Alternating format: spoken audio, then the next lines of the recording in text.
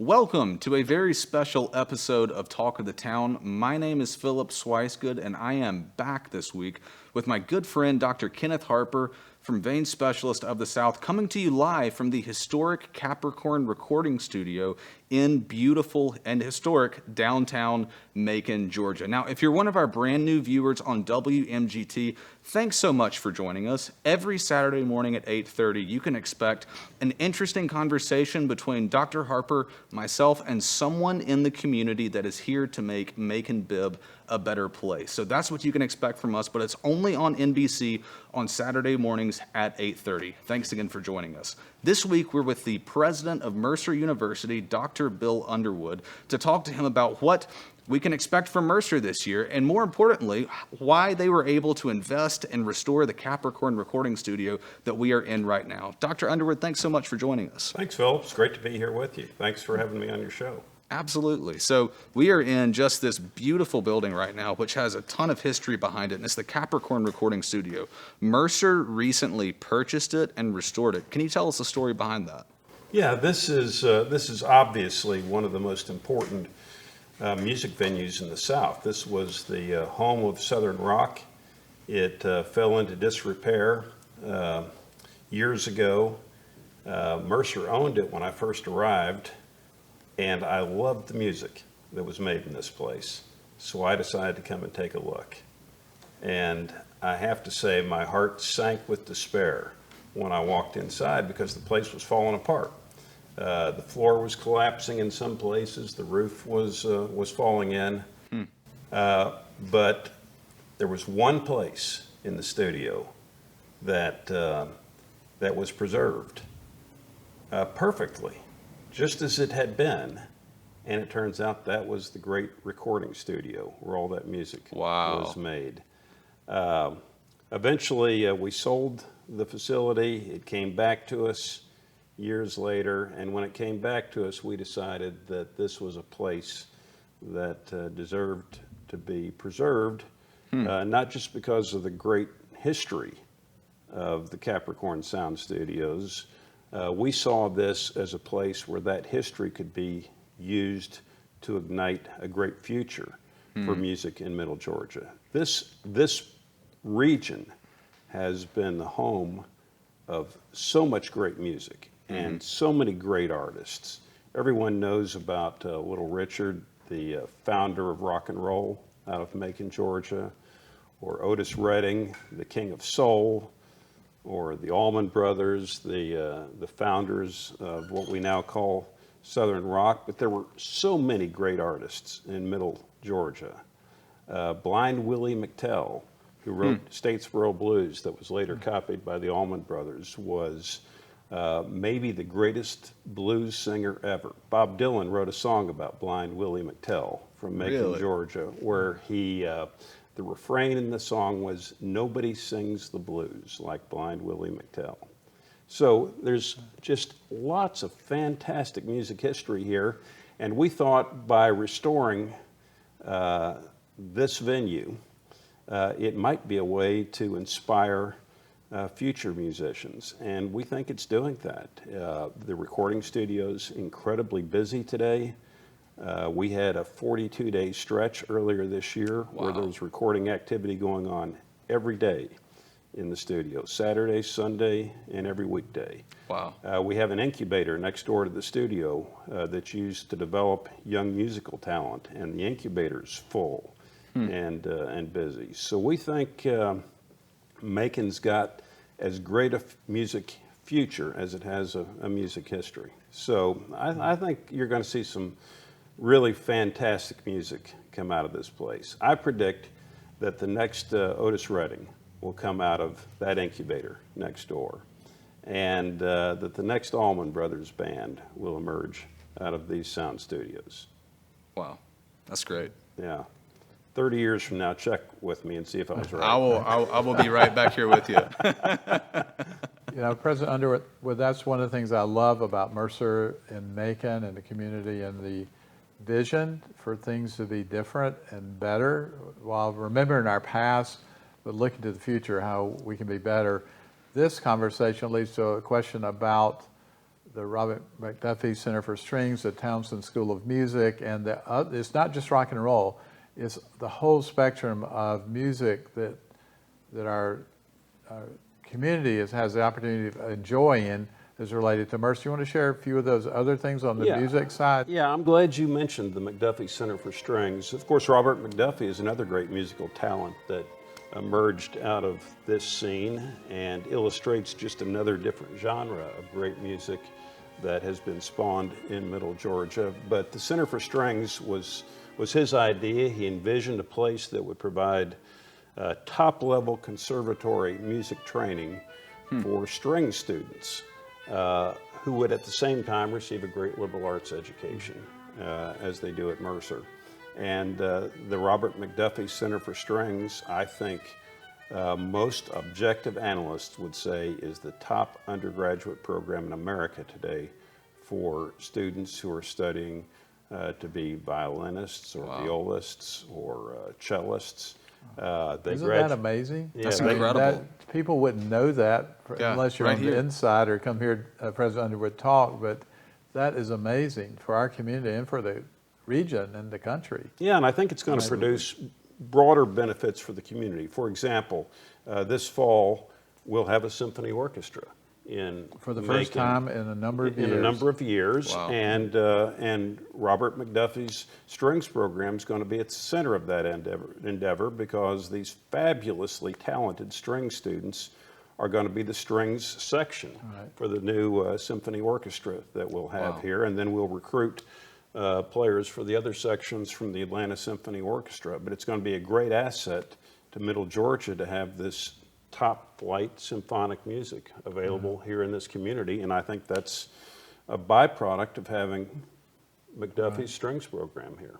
So that's super. Now, we're here today to talk about, this is the beginning of the new semester, the new year. Yeah. Tell us a little bit about the student that chooses Mercer. I know you're proud of the academics of those students and where they're coming from. Would you share a little bit about this year, the 189th year, new class coming in? Sure, we have the largest entering class of students we've ever had in our history. We'll have, by final count, somewhere well over 1,000 new students coming in, which is our largest class.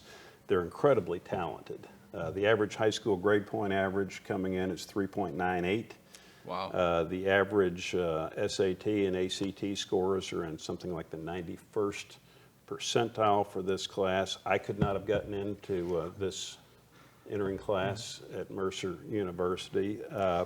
They're coming to us from 38 states and 24 foreign countries this fall. So it's a great class. It's a class that I think represents this region well. The diversity of the class pretty much matches up with the diversity of this region of the country. And I couldn't be more proud of the quality of young person that we're attracting to Mercer today. Right.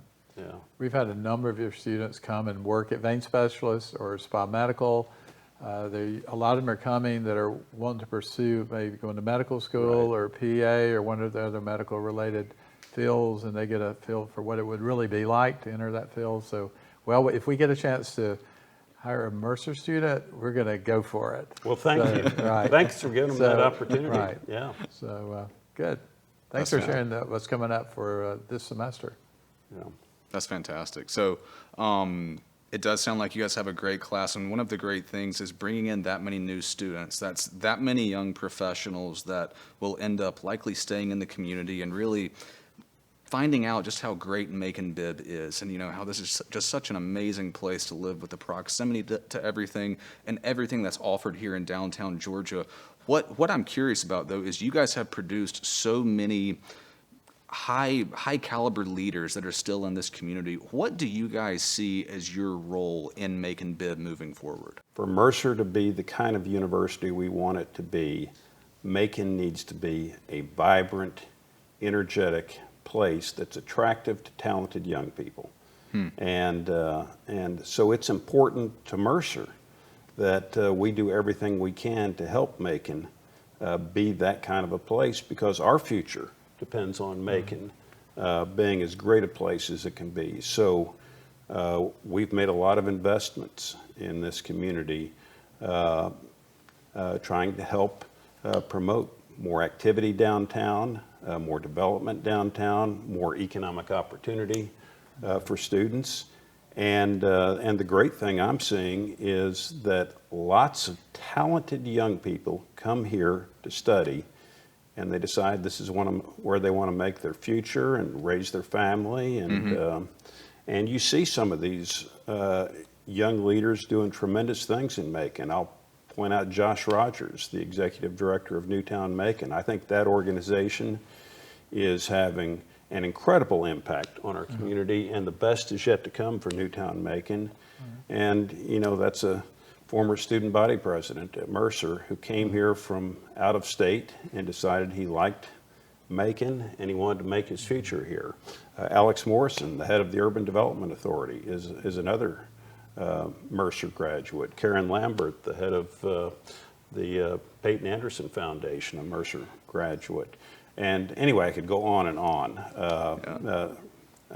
I think that that's one of the great things about having a major research university in your community, is it allows you to draw talent into your community, and we want to see that cycle continue.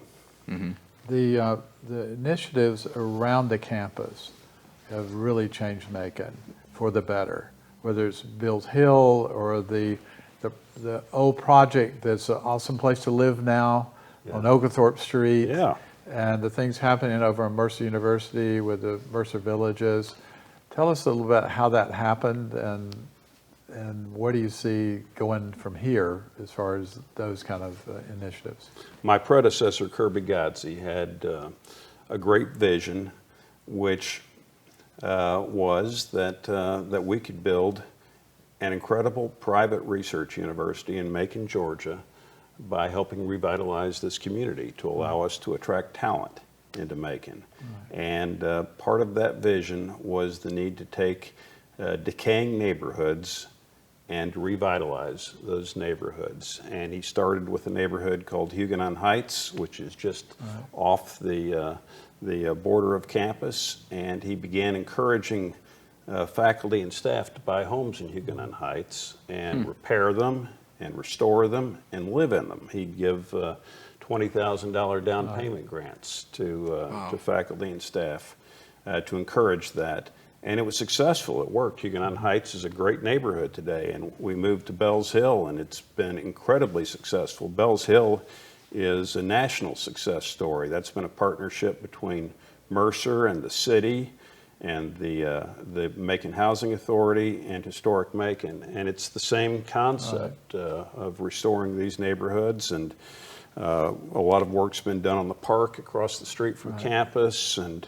And anyway, that whole part of town, I think today is the best place to live in Macon. If you're looking for a home, that's a great area to move. Talk to us a little bit more about some of these research projects, because you guys are known as a research institute, and you guys have a lot of initiatives that are ongoing with research. Can you tell us a little bit more about that?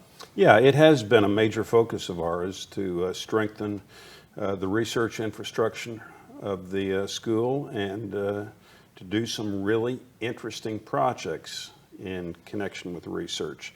Most of the research we do is applied research. It's problem solving. And I'll give you my favorite example. We have a professor who grew up in Vietnam, and he moved here as a young man, very bright young man, went to medical school, and then got his PhD in biomedical engineering. And several years ago, he challenged his undergraduate biomedical engineering students to help him solve a problem that they have in his home country of Vietnam, and that is farmers stepping on landmines left over from the Vietnam War and losing a leg or a foot and having nowhere near the resources required to purchase a quality artificial limb. So he said, let's find out what makes artificial legs so expensive, and then let's figure out how we can build one that's better and cheaper. And they went to work on that, and they built a prototype. They took it to Vietnam. They fit 36 amputees the first year with this prototype, and what they discovered was that it was more functional than those that were commercially available. Wow. It was more comfortable than those that were commercially available, and it was a lot less expensive. Wow. The ones that were available in the marketplace cost about $10,000. It costs us about $85 to manufacture these artificial My goodness. legs. Wow. And we've continued refining that prosthetic over the last 6 or 7 years. It's gotten better with each generation of students who have passed through. We have now fit 17,000 amputees. Isn't that amazing? That's Vietnam. incredible. I I mean, mean, that's that- 17,000 people whose lives are changed forever. Yeah, and so it's changed the lives of the 17,000 farmers who are able to go back to work and support their families. It's also changed the lives of thousands of Mercer students who have realized that they've got this great gift that they can deploy to really make a difference. Wow. And so, I love that kind of research. I love it when we can combine the research missions of the university with the service mission of the university, because I think it produces an educational experience that really does change people's lives. That dovetails perfectly into a question I want to ask you. And one, I think real leadership is servant leadership. And your program, the Mercer University program, Mercer on a Mission, which this amputee prosthetic was birthed out of that, Yes. is a great example of that. Share a little bit about how that started. I know you shared about the prosthetic, but share about some of the other places that Mercer on a Mission students go and other impacts you'd like for people to know about. Well, the idea behind this program, which integrates the research mission, the service mission, and study abroad into one package. It was brought to me when I was the interim president at Baylor, and I didn't have time to do it there. But when I got here, it's one of the first things that we set out to do was implement this idea, and it's grown dramatically. The year before COVID hit, we had over 400 students engaged in these kinds of research programs in 17 different countries around the world. And, I love the prosthetics program, and that's the oldest of the programs. But, for example, we have students in South America working with small-scale gold miners to protect the miners and their families from mercury contamination, which can cause dementia among the mining communities. And we've developed technology that's 99% effective in protecting these mining families from mercury contamination. It's technology that won a gold medal from the International Mining Association this past year. And, that's another great outcome from that program. That's technology that will eventually protect over 2 million small-scale gold miners worldwide. Wow. We have programs in Rwanda where we have business students working with widows from the genocide in Rwanda, helping them develop businesses and markets for their products. And it's a variety of programs in different places around the world, and obviously I'm pretty passionate about this. Well, I love that because it's also instilling in the students an idea how they can give back. They're getting a great education. If they apply it, they'll have great careers in whatever they're called to do, but it gives them a passion for what it looks like to think outside yourself toward other people, and I really appreciate that about the Mercer on a Mission program. Yeah, I think that when people have that kind of experience, they want more of it. And that's the basic concept behind this, is you expose students to those kinds of experiences. And as Ken said, no matter what their vocation is in life, they're going to want more of those kinds of experiences. Good So, job. Dr. Harper and I, we've been doing this show for a little bit over a year now, and we've been blessed. We've had a lot of people tune in and watch it, and we're now on WMGT. And so we're at a point where we have a lot of people watching the show, and inevitably there's going to be someone out there watching that is considering coming to Mercer. Why do you think that person should consider coming to Mercer? Well, I think that the lives of our students are empowered by the kind of education they receive at Mercer. I think that one thing that we're especially good at is helping students raise their sights as to what's possible with their lives, causing them to see more than they might have otherwise seen as to what they can accomplish personally. And that's what we want to be known for. I've heard you talk a little bit about the recognition that the school, even like the School of Engineering, some of these national awards that are given, and you list like who's the top universities in these areas, or the scholarships, postgraduate scholarship. Tell us a little bit about those things in Mercer. Yeah, that's something, our students are incredibly competitive today with students from the top universities in the country in the effort to gain postgraduate fellowships and scholarships and national honors and awards. And what Ken was referencing is for 3 years in a row, Mercer engineering students have won more Goldwater scholarships than the students at any engineering program in the country. That's the preeminent national scholarship for students in engineering, and it's based on the quality of research that these undergraduate students are involved in. So we had 3 Goldwater winners this year, 3 last year, 3 the year before. Those 9 Goldwater scholars over the last 3 years are more than MIT's had. It's more than Caltech has had. It's even more than our friends up I-75 at Georgia Tech have had. Wow. And those are pretty stout engineering programs. And it says something about the quality of our undergraduate engineering program here at Mercer that we're beating the likes of those schools.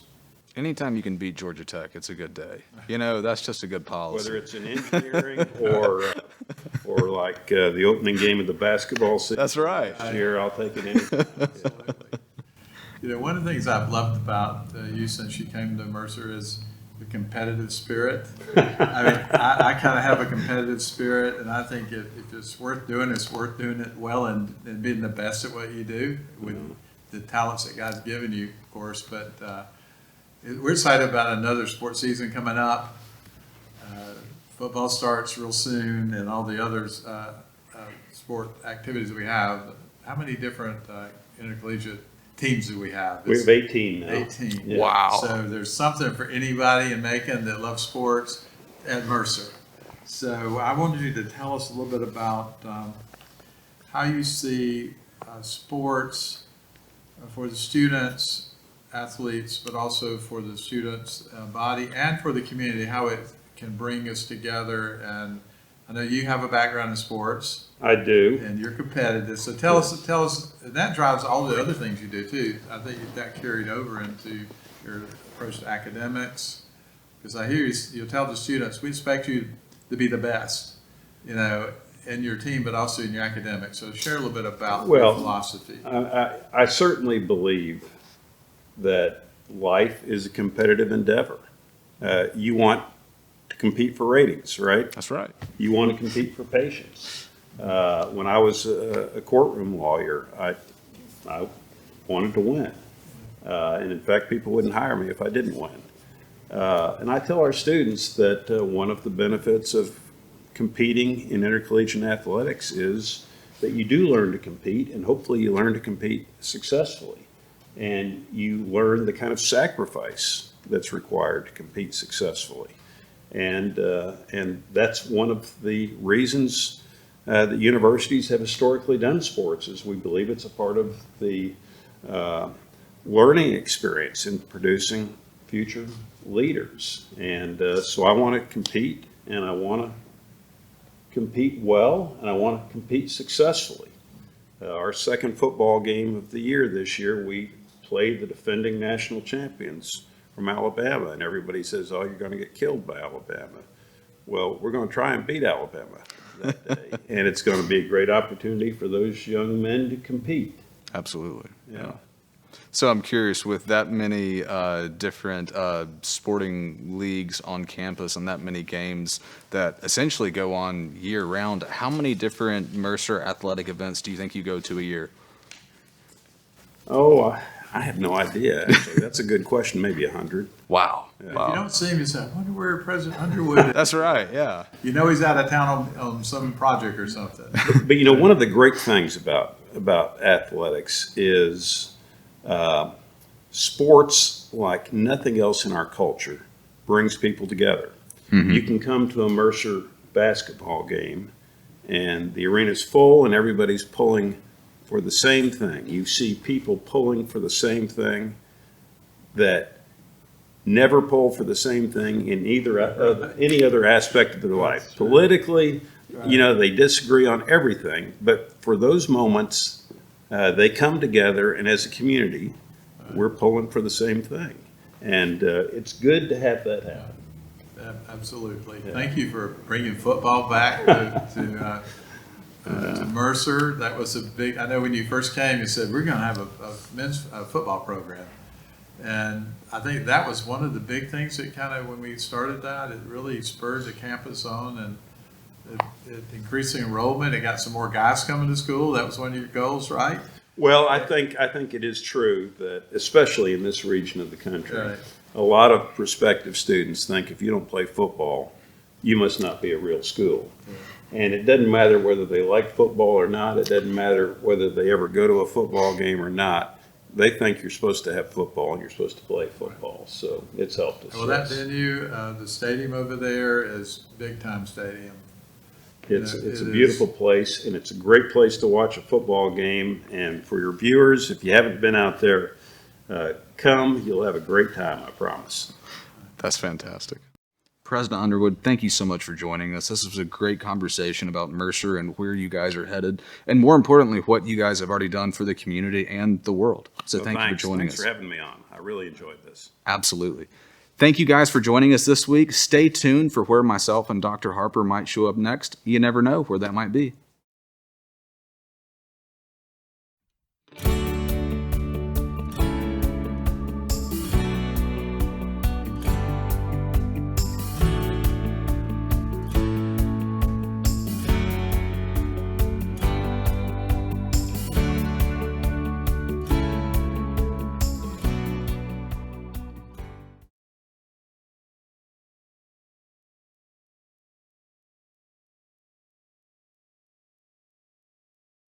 Cramping, burning, swelling. Don't let varicose veins ruin your personal best. Get back in the game with Better Veins for Life and improve strength, energy, and performance. Walk in, walk out at Vein Specialists of the South, where getting back in the game starts. Call Vein Specialists of the South today